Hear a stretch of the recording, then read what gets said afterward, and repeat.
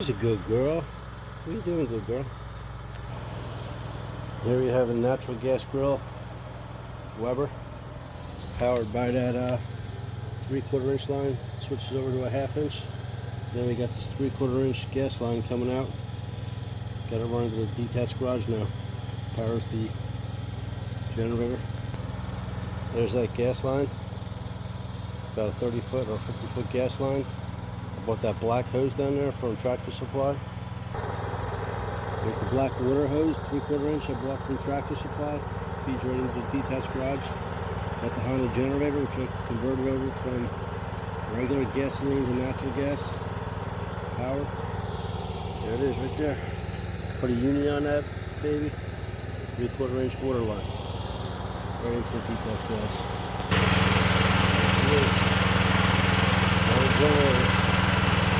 Gas powered.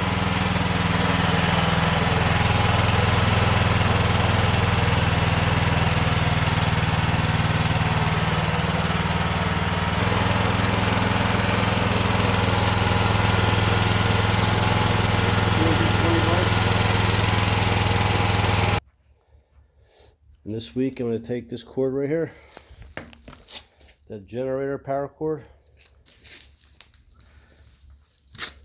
I'll plug that one right in there.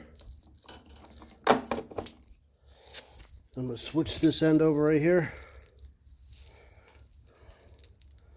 I cut that end off.